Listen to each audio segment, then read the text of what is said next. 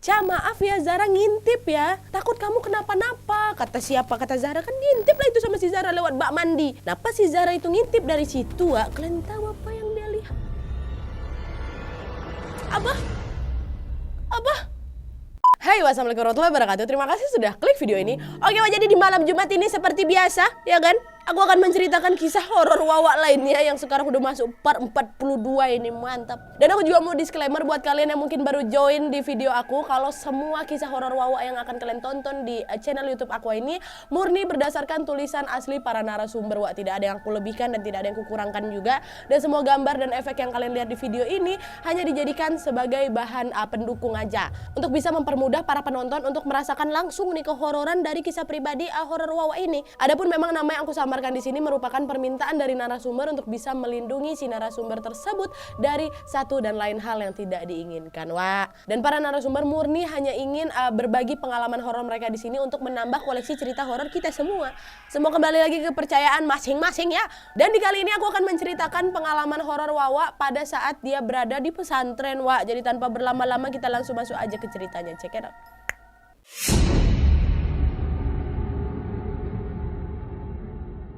Oke, Wak, jadi kisah yang bakal aku ceritain malam ini adalah cerita yang datang dari Wawa aku yang namanya Zahra dari Bogor. Halo Zahra, ala Bagar. Nah, cerita horornya Zahra ini, Wak, terjadi waktu dia ini masih duduk di kelas 1 SMP dan bersekolah di salah satu pesantren di Cianjur pada tahun 2013 lalu. Jadi dulu si Zahra ini sebenarnya nggak pernah percaya sama hal-hal gaib, Wak, atau hantu-hantu kayak gitulah, nggak. Tapi pas kejadian yang dia alamin inilah Zahra jadi 100% percaya bahwa makhluk lain selain manusia itu betulan ada.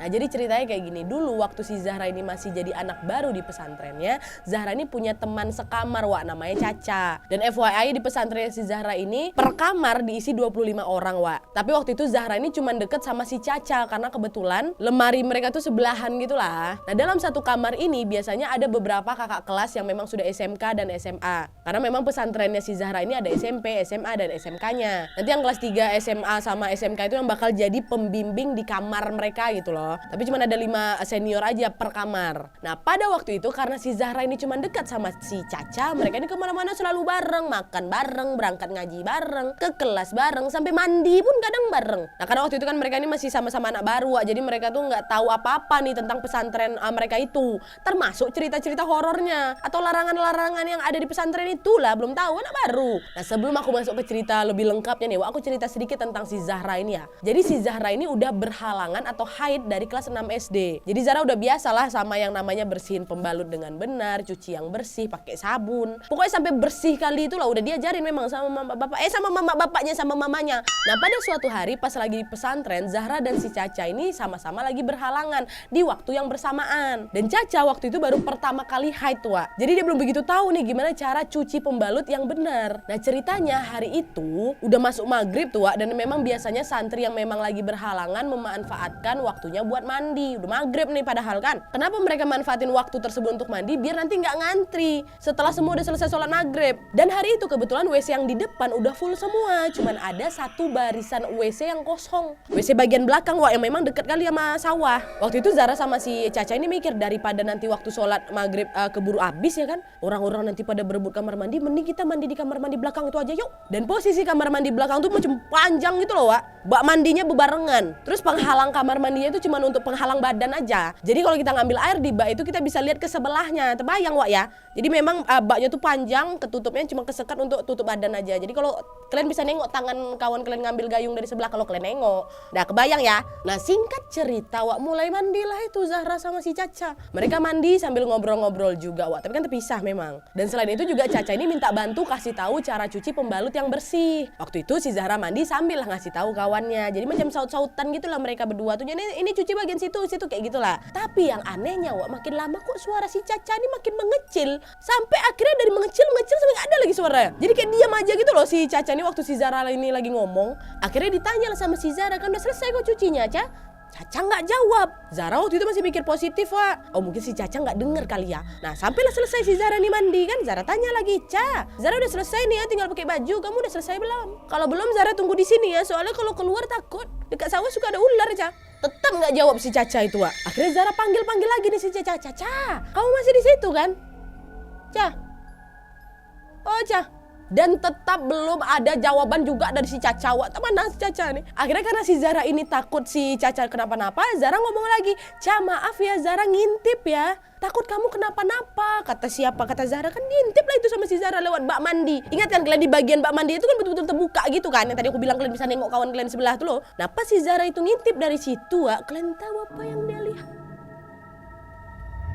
Abah? Gak tahu aku nak ceritain. Yang si Zahra lihat adalah Zahra lihat Caca emang masih ada di kamar mandi sebelahnya, Wak. Tapi Caca ini gak lagi mandi. Caca lagi, mohon maaf nih ya. Caca lagi makanin pembalutnya sendiri yang penuh dengan darah haid.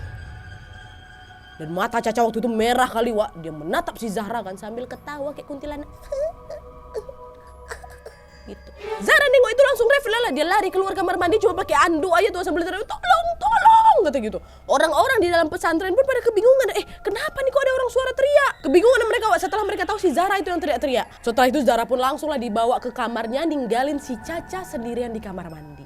Dah di kamar Zara ini langsung lah ditenangin sama kakak pembimbingnya kan. Dan setelah tenang Zara ditanya, "Zara kenapa?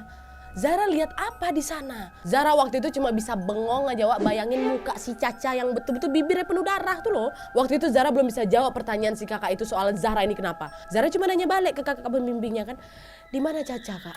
Dan kakak kelas Zara waktu itu bilang apa? "Caca dibawa pulang oleh Ustadz dan Ustazah ke rumahnya. Dia nggak sadar dari pas di kamar mandi." Pandangan dia kosong. Ditanya kenapa nggak jawab, nggak kedip sama sekali matanya itu loh. Nah, Zara dengar itu kaget lah dengan keadaan si Caca kayak gitu, kan kawan dekatnya. Padahal jelas sekali waktu itu Zahra lihat Caca ketawa-ketawa dalam kamar mandi itu sambil makanin itu lagi. Dan setelah itu Zahra pun langsung dibawa ke UKS, karena memang badan Zahra tiba-tiba panas sekali. Semalaman Zahra di sana nggak bisa tidur karena ya masih kebayang lah kawan kau Caca tuh. Dia masih kebayang dengan jelas apa yang dilakukan sahabatnya di dalam kamar mandi itu. Nggak bisa tidur ya di UKS tuh kan. Nah singkat cerita besoknya badan si Zahra udah gak demam lagi. Akhirnya waktu itu perkara si Zahra bosan di UKS, Zahra baliklah ke kamarnya pas jam pulang sekolah. Nah seperti si biasa Zahra nih makan, dia ngobrol-ngobrol sama kawan-kawannya kan. Sampai akhirnya salah satu teman Zahra yang bernama Putri nanya ke Zahra, "Kemarin kau nengok apa, Ra? Jelasin lah sama kita biar kita sama-sama tahu nih, buat pembelajaran juga buat kita.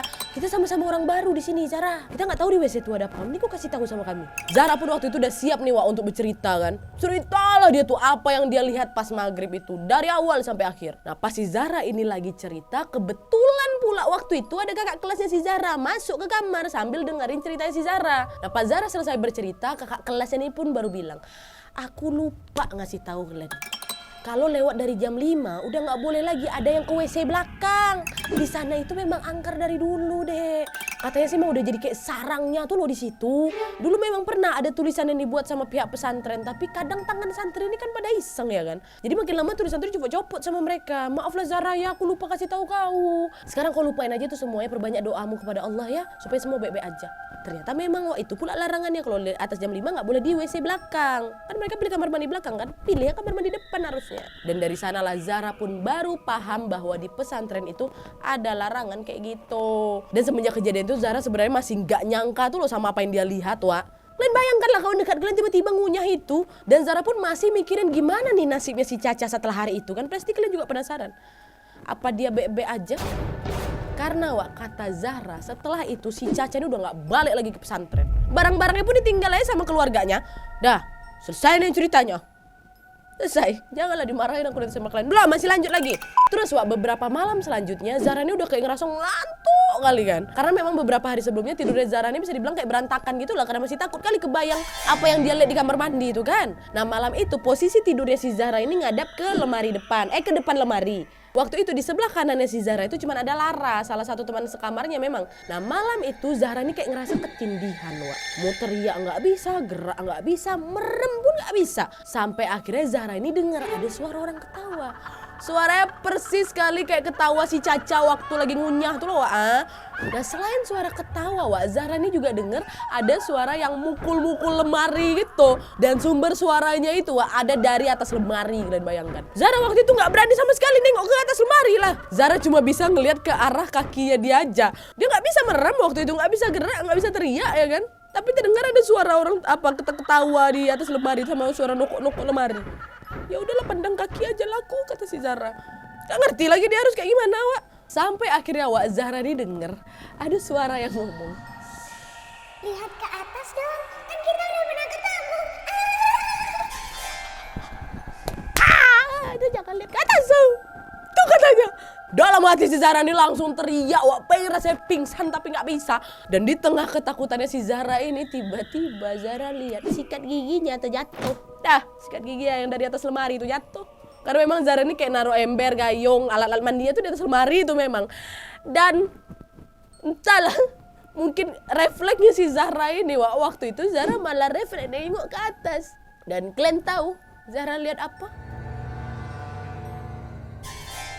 Zahra lihat ada cewek pakai baju merah. Cantik kali, Wak, tapi pucat. Dia lagi mainin kakinya, dihentak-hentak ke lemarinya. Cewek itu sambil ngomong kayak lagi ngeledek lah. Aku cantik kan? Kamu gak cantik kan aku? Aku cantik. Kata dia kayak gitu. Ya Allah, takut. Aku cantik kan? Kamu gak cantik. Kok ada hantu centil kayak gini, Wak, ya? Tapi itu pula ini dengar sama si Zahra. Tapi Wak, Zahra akuin memang sosok tuh betul-betul cantik kali, Wak, katanya sama aku. Kayak orang Belanda. Hidungnya mancung, cuma memang mukanya pucat kali. Di situ sosok itu terus ngulang omongannya. Aku cantik. Terus si cocok pula si sosok itu ngomong kayak gitu, Wak. Zahra waktu itu bingung dia. Kok lama kali aku ketindihan ini. Sampai akhirnya untung si Lara kawan yang tidur sebelah dia itu. Tidurnya lasak tuh apa ya? Kayak banyak gerak gitu, Wak. Jadi si Lara ini tidurnya ada macam jarum jam, Wak. Jadi suka berputar. Nah pas si Lara ini lagi lasak tidurnya ini, si Zahra pun kayak ketendang kakinya si Lara. Nah gara-gara ketendang inilah Zahra pun akhirnya bisa gerak. Dan di saat itu Zahra langsung teriak kencang kali, Wak, sambil jangan ganggu aku cantik, kata. Zahra nangis kejer kali, Wak, waktu itu. Teman-teman sekamar si Zahra pun langsung lah pada terbangun, teriak kayak gitu, terkejutlah mereka. Dia langsung menenangkan si Zahra, Wak. Nah besoknya Zahra ini langsung minta pulang sama orang tuanya. Aku mau balik. Dan setelah orang tua si Zahra datang buat ngejemput dia dan nenangin si Zahra pun langsung minta pindah. Zahra bilang, Zahra mau pindah hari ini juga, Papa. Zahra udah gak berani lagi tidur di kamar Zahra. Dan Zahra juga gak berani masuk kamar mandi lagi. Tapi waktu itu orang tua Zahra bilang, jangan kau pindah. Kamu masih jadi anak baru di sini. Sayang uangnya kalau kayak gitu, Nak. Biaya pesantren ini gak murah. Ya, kamu harus tahu itu. Kamu harus kasihan sama ibu sama ayah. Kalau kamu mau pulang sekarang, ayo kita pulang. Tapi nanti balik lagi ya. Nah karena bujukan orang tuanya ini pun akhirnya si Zahra pun baru mikir, ya udahlah ya. Mending aku balik dulu lah daripada aku di sini cuma digangguin aja sama si cantik itu. Ya kan? Balik dia. Nah tapi sebelum si Zahra ini pulang, pihak pesantren sebenarnya itu udah kayak mau ngasih obat, kayak mau ngobatin si Zahra gitu loh, kayak didoain gitu dulu. Tapi karena memang keluarga si Zahra ini waktu itu nggak percaya sama soal-soal kayak gitu, jadi si Zahra sama orang tua itu langsung balik aja. Nah sesampainya Zahra di rumah, Zahra pun langsung lah bersih-bersih badan, dia langsung mandi, ya kan? Nah waktu si Zahra itu mandi, dia sambil cuci pembalutnya. Memang waktu itu si Zahra masih berhalangan, Wak. Nah pas si Zahra ini lagi nyuci pembalutnya, lagi-lagi Zahra dengar ada suara yang ngebisikin. Yang bersih ya cucinya. Jangan kayak teman kamu, main buang sembarangan. Nah, Zahra di situ teriak lagi lah dan cuma bisa nangis sekencang-kencangnya, Wak. Kenapa si cantik ini masih ngikutin aku sampai rumah? Pikir dia kan. Zahra bingung kali itu di situ. Akhirnya gara-gara itu panik juga orang tuanya, mintalah bantuan ke pihak pesantren untuk baru ngobatin si Zahra. Waktu itu akhirnya ada satu ustadz namanya Ustadz Urip. Urip pula. Ustadz Adib, maaf Ustadz. Maaf, salah sebut Ustadz Adib. Nah Ustadz Adib inilah yang datang ke rumahnya si Zahra dan dia ngasih Zahra kayak air yang memang sudah beliau kasih doa lah gitu. Dan setelah Zahra minum air itu, gangguan dari si cantik itu pun udah gak ada lagi. Dan Zahra pun akhirnya bisa istirahat dengan tenang di rumahnya selama seminggu. Dan setelah seminggu itu, akhirnya Zahra mutusin buat balik lagi ke pesantren. Ya, belum selesai, Wak, dengar. Belum selesai. Balik pesantren. Nah pas si Zahra ini sampai di gerbang pesantren sekitar jam 10 pagi. Zahra lihat semua anak santri perempuan lagi bersih-bersih masal.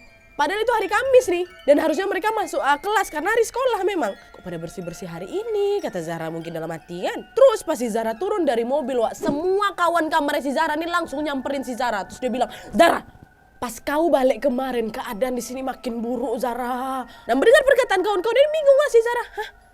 Makin parah gimana nih? Emang kenapa? apa yang terjadi selama aku balik katanya kan. Terus si Lara yang tidurnya lasak tuh dia ngomong, banyak kali yang digangguin Wak, biar kau tahu, sampai tiap malam ada aja yang kesurupan. Terus akhirnya Bu Kiai yang punya pesantrennya, Bu Kiai bilang hari ini kita semua diliburin sekolah dulu, kita harus bersih-bersih seluruh lingkungan pesantren, termasuk kamar mandi sama WC itu Zara. Zara di situ barulah mikir, ternyata bukan Zara aja yang ngerasain gangguan dari si cantik itu ya. Dan ternyata omongan si cantik itu betul waktu si Zara balik lagi tuh Zara ngeliat memang ada tumpukan pembalut yang udah diambil dari semua WC yang udah dibersihin dan beberapa masih ada kayak darahnya gitulah. Terus setelah dibersihkan diberitahukanlah itu kepada seluruh santri agar tidak membuang pembalut sembarangan dan harus mencuci itu sampai bersih. Dan alhamdulillahnya pesantren pun kembali normal. Wah, ya Allah.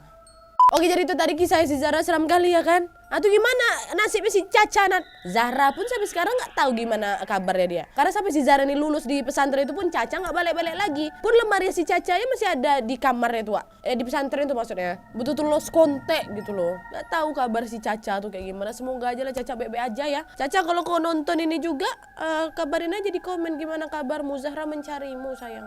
Semoga kamu baik-baik aja ya. Kau juga semoga baik-baik terus ya Zahra. Terima kasih sudah berbagi pengalaman horor kalian kepada kami semua di sini. Oke Wak, jadi itu tadi kisahnya. Buat kalian yang juga pengen berbagi pengalaman horor kalian kepada kami semua, bisa langsung kirim cerita lengkapnya apa adanya aja di email di bawah ini. Sertakan juga nomor WhatsApp atau Instagram kalian supaya kami bisa gampang hubungin kalian gitu ya. Dan buat kalian yang gak mau ketinggalan kisah horor lainnya juga boleh langsung ke playlist aja cari kisah horor Wawa ada part 1 sampai part sekarang. Mantap. Oke, jadi sekian dulu videonya. Terima kasih banyak yang sudah menonton. Kalau kalian suka video ini, klik like-nya. Jangan lupa komen di bawah untuk ide dan saran-saran untuk video selanjutnya. Jangan lupa nyalain notifikasinya supaya kalian tahu kalau aku upload video baru. And as always, jangan lupa untuk klik tombol subscribe supaya kalian sama-sama tahu informasi menarik dan menegangkan dari channel aku. See you next video, Bye.